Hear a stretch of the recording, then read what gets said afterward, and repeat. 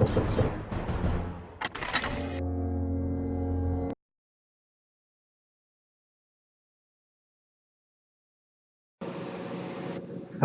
this is a couple of videos that I did of Venus, Jupiter, and Saturn, and I used this little method that somebody showed how to trick the camera into not overexposing, the star or the planet. So I used this right off the bat and took all the overexposure away from it so we could actually see more of what Venus looks like. This was actually the first one that I did where it's coming up in the morning, and this was probably about 5 o'clock in the morning that I captured this. But what I usually do is I put it in my program and then I play around with the contrast, the saturation, and the brightness. And it's got audio or enhanced audio denoise. So I use that to, bring the video out a little bit better, or the star out a little bit better. Now you'll notice too in this video, I'll get some clouds that roll over. I do believe this one did. I'll get some clouds that'll roll over Venus and kind of block it out a little bit. But overall, you can see more or less that Venus kind of looks like a moon. And, it'll get bigger and bigger, throughout its little phases, I guess, that it goes through. But, most of the time we see it with our naked eyes, it's just a bright light in the sky. Like, all the stars that we see, wandering stars and stars. We're told by science that some of these stars are, suns hundreds of thousands of light years away. And, I don't buy it, because if they were, these stars would have to be so huge, it would be ridiculous. They would absolutely have to be so huge that, they would stand out in the Milky Way, put it to you that way. But, this is a belief that you have to believe science in order to understand a lot of this stuff. But what I did with this video is I put it in my program. I put the contrast up to 100%, the saturation to 100%, the brightness down to minus 100%, and then I denoised and enhanced it. And that'll be after this transition that'll be coming up here shortly. And here's where the clouds are kind of rolling in on Venus on me and kind of obscuring a little bit. Actually, it acts like a natural filter to it. Because I got videos of Jupiter with clouds in front of it, and you don't have to really do the camera trick with it if you don't want to. Just catch it with a bunch of thin clouds in it, and you'll actually catch the bands of Jupiter the next time you see it in the sky with some thin clouds through it, and you can see through the clouds and see Jupiter. Try it. You'll be surprised. But here's the second part coming up. Now, like I said, what I did was I use that contrast, brightness, and saturation setting, and the denoise and enhancement to bring out a little bit more of maybe what we're not seeing with the naked eyes. And, to my surprise, I see a little bit more light. In other words, you see these light rays coming out of it. And, my big thing is this something coming from the camera, or is this something coming from the planet itself? And I think it's coming from the planet itself, because not only can you see stuff coming out of the planet, and I call this electromagnetic, or, could this be the matrix of the heavens, who knows? It's up to you to decide for yourself what I'm actually showing. But I think it's very interesting that if you go to a guy named Bill Gates' channel, where he's He's kind of like a scientist that has been thrown out by the scientific establishment because he goes against the establishment. Now, I played around with this thing again. Once I put it in my program and did that to it, I dropped it back into the program and tried to bring out these, I'm going to call them electromagnetic rays or magnetic rope. And Bill Gates got his little rope theory that he has, and it has to do with a magnetic attraction and repulsion. And we know that magnets attract and repel each other. So, could he be onto something here that, the scientific establishment don't want known by the public? Is this a way that Tesla was able to collect free energy? Maybe this free energy is coming from the heavens. Again, who knows? I'm making assumptions. I'm making a hypothesis. I'm making my own theory. And if this is the case, then we have a whole lot to learn. Now, I did Venus first, and I did it in 3 ways. Then I did Jupiter in 3 ways. And then I did Saturn in 3 ways. And each way, I use this little method. And you'll see me in the Jupiter video where I'm shining the flashlight in there, trying to get Jupiter to stand out. And I also do it with Saturn. You'll see it in the video. But Venus here, I set it up before I actually turned the camera on, I guess. So you didn't see me shining the flashlight into it. But here again, this is when the clouds are going over Venus. And again, I think it's very interesting that I'm finding this in my videos just by playing around with these settings, because these settings are just like your old color TVs or your old black and white TVs, where you got your saturation rate, your brightness, your contrast setting. You could go into your old TVs and even the new TVs and do it. Now, this part here, I really brought it out on what you're seeing in this other video by bringing up that saturation rate again. I dropped it into my program. I turned up the saturation rate to 100%. The contrast to 42%, and the brightness up to 40%. So I could try to really pull them colors out, or those lasers out of this video. Again, I don't even really know what to make of it, but this may have something to do with the electromagnetic world that people claim that we live in, and I kind of seem to think that it does. Whether or not somebody can disprove this or prove it is beyond me. All I'm doing is playing around with these settings and trying to bring out all this color and these lasers a lot better than what the original video shows. So somebody may say, well, this is a camera artifact or whatnot. Well, if it is, then why am I getting these lasers coming right off the planet itself? And where are these other laser lights coming from?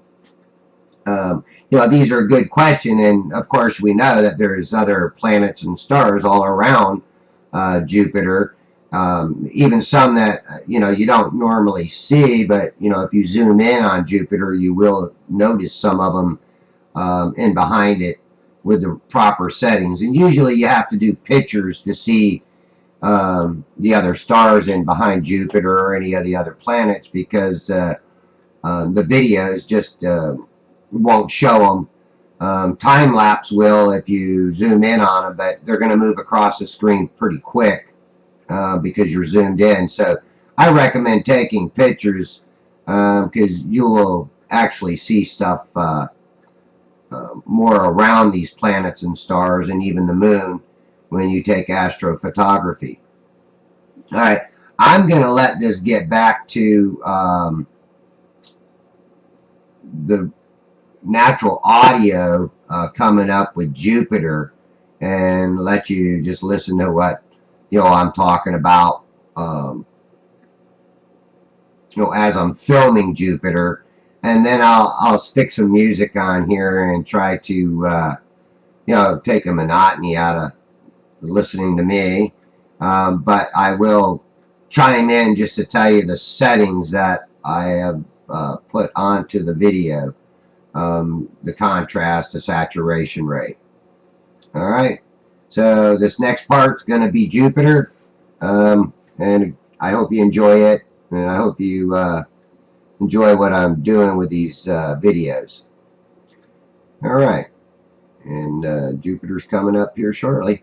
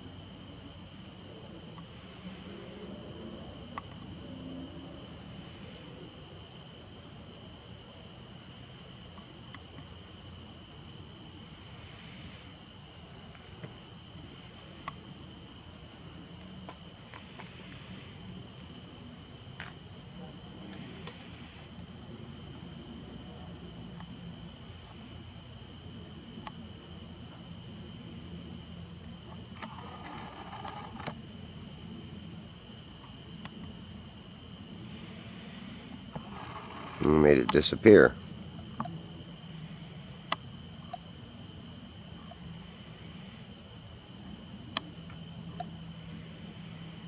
Let's try it again. First time I did it, it went dimmer.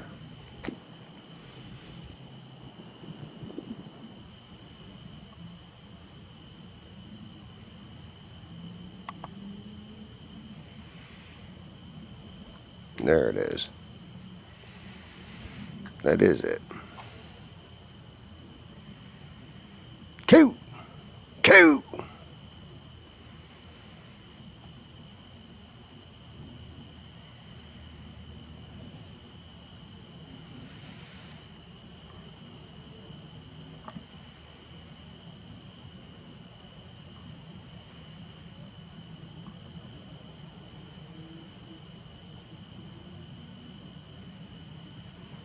I don't have much battery on here, so I'll go till it goes.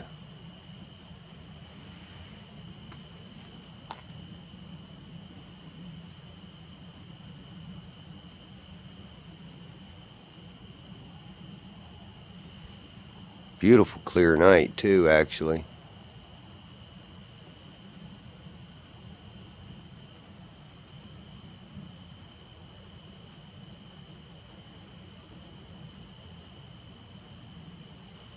Really, really clear.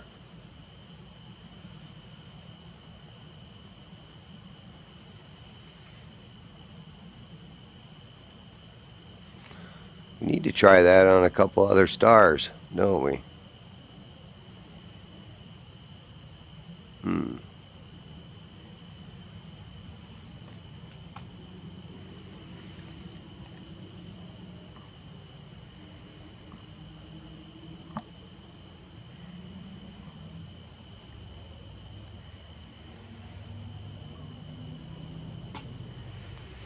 Probably do it with the moon too, huh?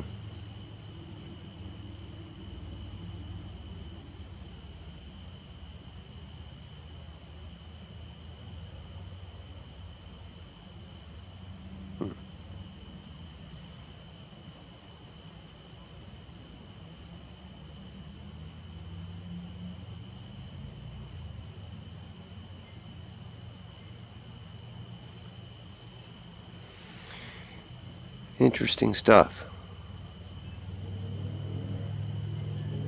If I went and got my phone, I'd be able to tell you what the brighter star north of Jupiter is. But I'm going to try that one next.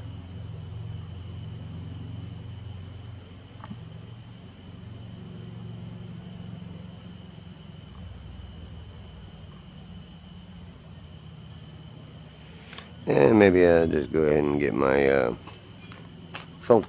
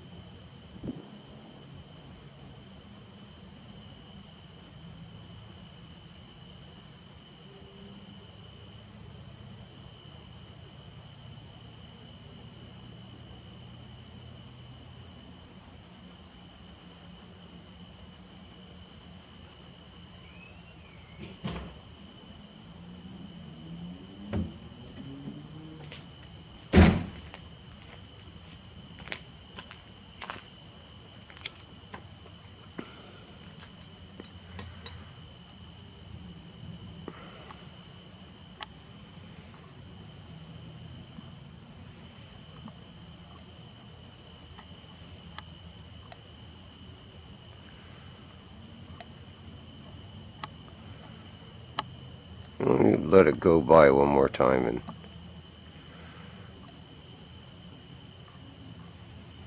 it'll be sufficient.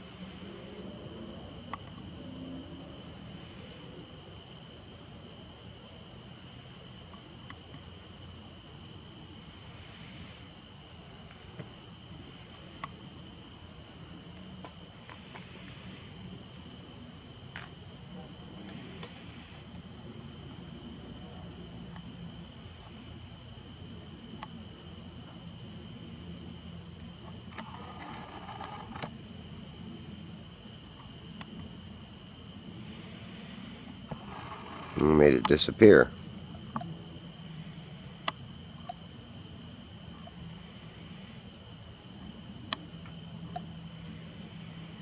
Let's try it again. First time I did it, it went dimmer.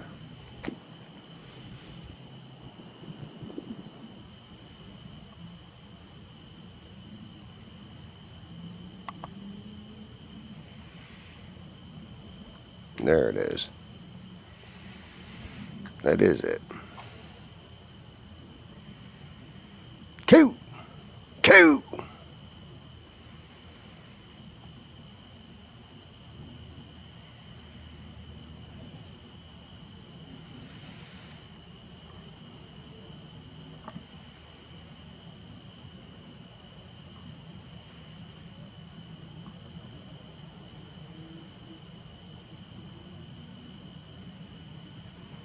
I don't have much battery on here, so I'll go till it goes.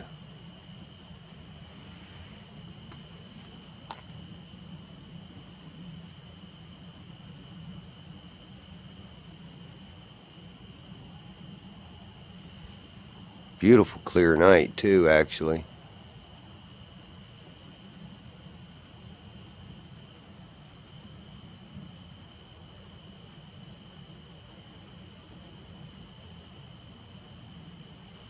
Really, really clear.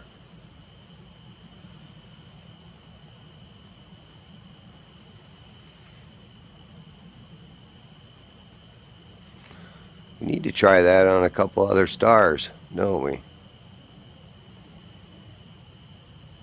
Hmm.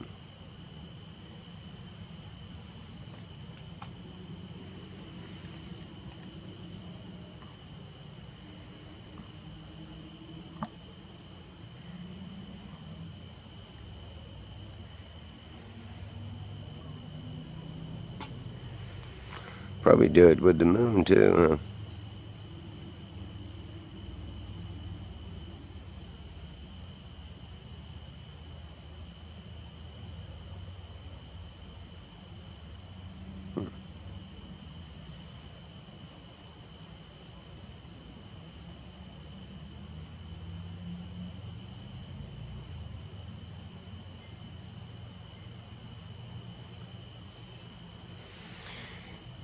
Interesting stuff. You know, if I went and got my phone, I'd be able to tell you what the brighter star north of Jupiter is. But I'm going to try that one next.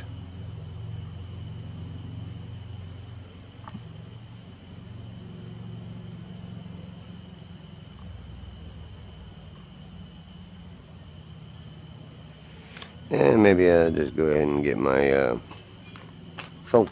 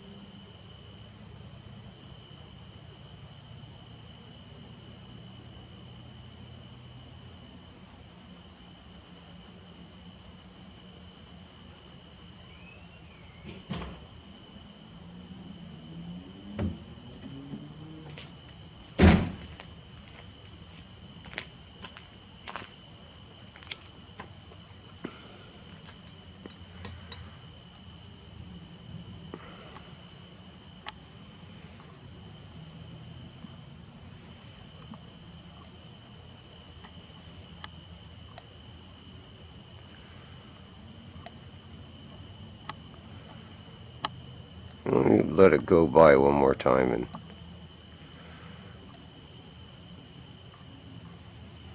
it'll be sufficient.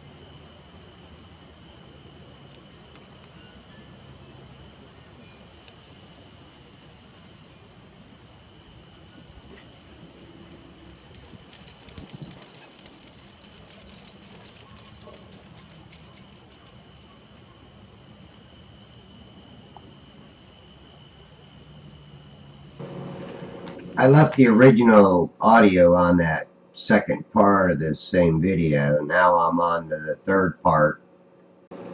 And this is where I reloaded it up again and turned the saturation up to 100% more, the contrast to 22, the brightness to 24, and auto enhanced it again. Alright, so I am not hiding anything that I've done in this video, and this isn't Photoshop either. It's just settings that I have in my program to convert the videos. Alright, so again, I'm going to throw some music on this one. A little silence here before the music, but then you'll get some music with it.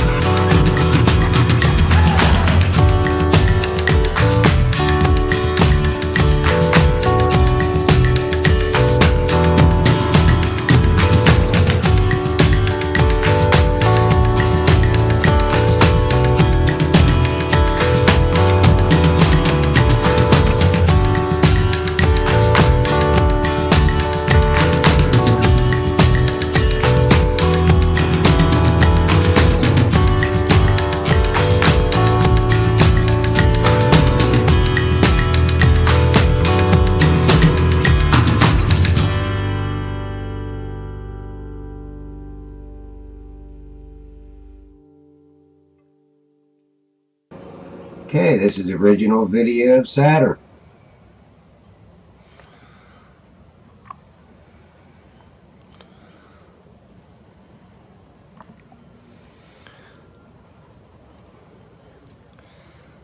Saturn.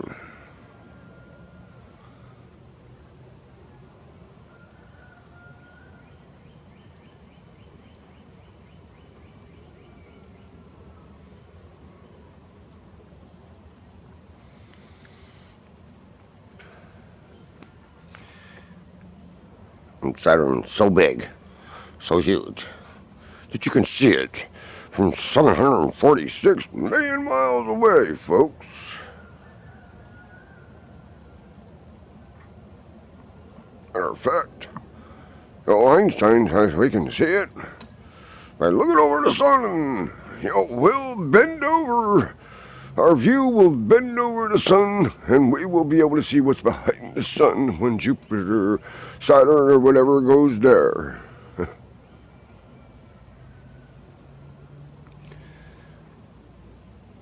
Maybe.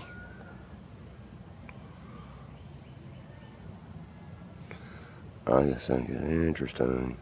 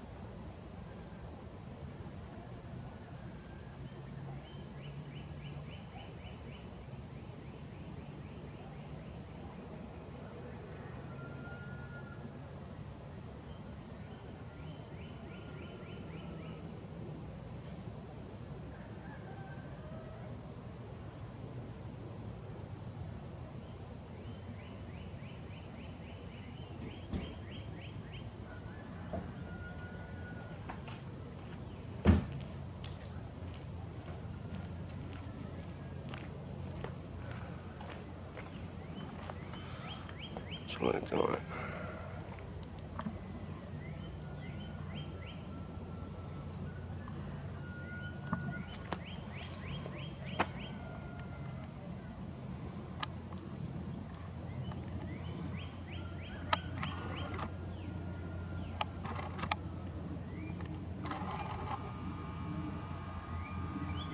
What happened here?